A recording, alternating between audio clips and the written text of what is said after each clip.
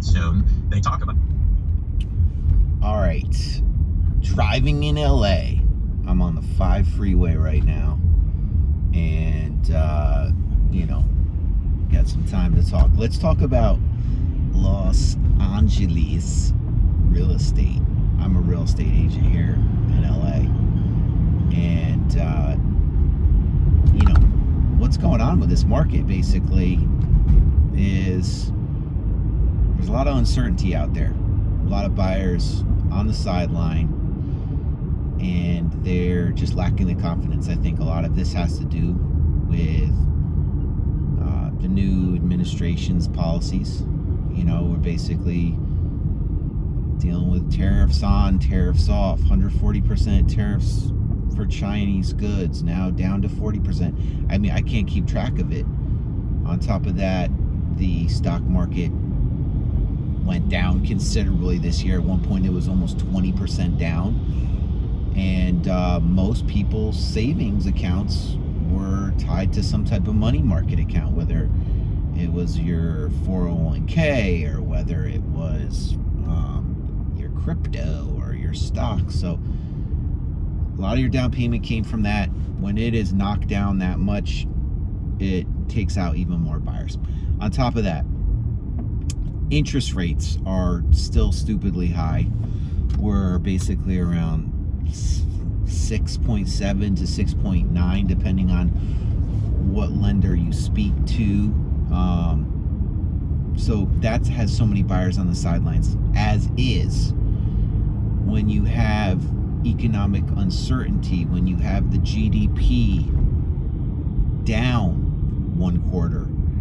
If we have another quarter of GDP growth negative, we're now looking at what's technically called a recession, 2 quarters in a row. That's not good. So we've got a lot of factors at play that are macro, that are larger than just the Los Angeles market. This is affecting the markets all across America for real estate. And, the capital markets went down. They're always typically the first ones to go down, followed by, housing, which trails it by months. It could be 3 to 6 months before we see actually these price corrections. I get this question, is it a buyer's or seller's market? It is moving to a buyer's market. Inventory is increasing a little bit. We're seeing properties sit a little bit longer. We are seeing a ton of escrows fall out. I can't tell you how many I've had.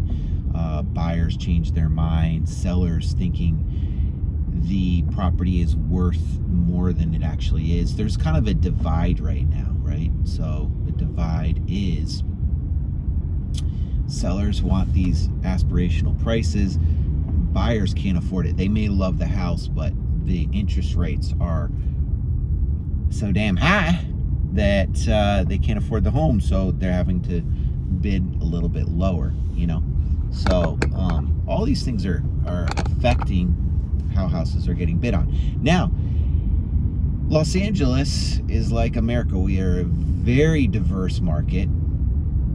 You've got all different classes that live here: low, middle, high, luxury. The Great Divide is here. The top 1% is here. So, you've got a house that sold for, what was it, 150 million last week. And then you can also get a property for $300,000. So that's a crazy amount. So how is the LA market? It really depends on what neighborhood you're talking about and what price point you're talking about. I can tell you, when we talk about the condo market has slowed a little bit. HOAs are a mess. I don't know about you, but if you're dealing with an HOA that's mismanaged, it can make your property unfinanceable. If you have issues, balcony issues, huge thing to talk about as well, but if you have issues that need to be addressed and are not fixed, and you don't have enough in reserves, assessments are coming your way, basically, I have been dealing with HOAs that are mismanaged across the board. Lenders will not fund on these buildings. We're trying to fix a few of them right now. It's an absolute mess. So when you buy a condo, yes, you inspect walls in, but you also have to inspect the finances, the HOA, the budget, the reserves. Are there lawsuits happening? Are there, major issues? Which leads on to SB 326. What is that? That is the balcony rule. A few years ago up in the Bay Area, sadly, a balcony collapsed. Some college students, I believe, were partying on a balcony and it collapsed and a lot of people died. Ever since then, SB 326 was put into place, basically stating that as of, actually now it's January 1st, 2026. It was January 1st, 2025, but it got pushed back a year to be in compliance, that your HOA needs to have all balconies inspected, check the rule, and make sure that they're safe, they're structurally sound, right? If they're not, they're called out and they need to be fixed. There's different stages of fixing: maintenance, emergency fixes, and depending what they are, most lenders for conventional financing will require you fix all balconies in a structure, in a HOA, prior to the loan funding. Now, what does that mean? Say you have a 100-unit complex and one balcony, that's across the way, not even the one that you're selling or trying to buy. Your neighbor down on the 5th floor, and you're on the 10th floor, their balcony needs to be fixed. Your loan will not fund until that balcony is fixed. Now, sometimes the HOA, a lot of times the HOA is responsible for making this fix. But there are instances where the homeowner needs to fix that balcony. What does that mean? What if that homeowner doesn't have the money and can't fix that balcony for years, and you're trying to buy or sell a unit in that complex? That now makes that whole complex unfinanceable. You'll have to go get non-conventional financing, which is at a rate that could be 1%, 0.5% to 1% plus over conventional financing. That's a complete, absolute mess for condos. I have some listings where the lender we're right at the finish line, days away from closing. Oh, lender pulls the loan right at the last minute because of the balconies or because of some issue called out in the HOA. Then essentially the building gets red tagged, essentially meaning, or Fannie Freddie will not loan on it until that is fixed. So that's a major loss for condos right now. I know I'm going down this condo diatribe right now, but I just want to highlight some of these issues. Also, there's another one. The city of LA has been putting certain older buildings that are built of concrete ductile buildings. They have to go through an inspection process, and they have to go through a earthquake retrofit. Now, these are like high-rise. These are bigger buildings that are built out of concrete. I know there's some in Hollywood. There's some in Los Feliz Towers, Franklin Towers. And you have, I believe, 20 years to comply. But there can be issues with some lenders in financing those buildings as well. They've been attaching notices of compliance to title, which is an absolute mess as well. So condo market not so hot right now in Los Angeles. It really depends what you have and what you're selling. When it comes down back to like the neighborhoods, like there's some neighborhoods that are still getting 10, 20, 30 offers, which is crazy. I'm seeing that a lot on the east side, Northeast LA. So we're talking about Highland Park, Eagle Rock, Glassell Park, a little bit in Silver Lake and Echo Park, but a lot in Northeast LA and in El Sereno. These are a lot of neighborhoods that you had buyers that were looking in Altadena, and sadly we know what happened in Altadena. The fires burned that community, and now they're not there anymore. So you have a lot of buyers that were looking in those neighborhoods, refocusing on to Northeast LA again, the east side of the Los Angeles, Pasadena, La Cañada, Flint Ridge, Montrose, all those communities. When you're in that sub $1.5 million budget, you're gonna, and it's a good home. We're talking like not cookie cutter, a character home, a Spanish, a mid-century, a Craftsman, a Tudor, anything with any architectural qualities or just character in general. Those homes still have so much demand. I did one recently in El Sereno, 32 offers and almost $400,000 over list price. Crazy. But then there's other houses that are just sitting. It just depends. A lot of the sub-markets out in the Palisades, I've heard, have been pretty busy near Santa Monica.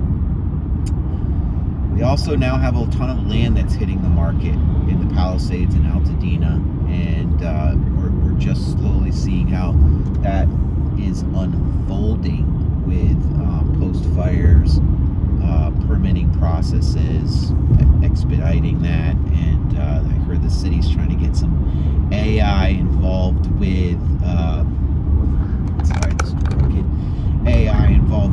expediting the permitting process.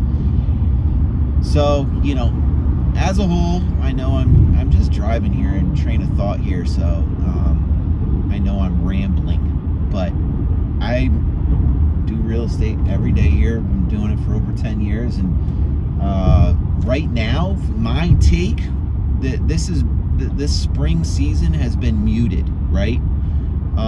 And a lot of the major headlines are agreeing with me here, but sales in March dipped when normally they're supposed to be increasing, and the timing of that, it just lines up with the administration's tariff talks on, off. What are we doing?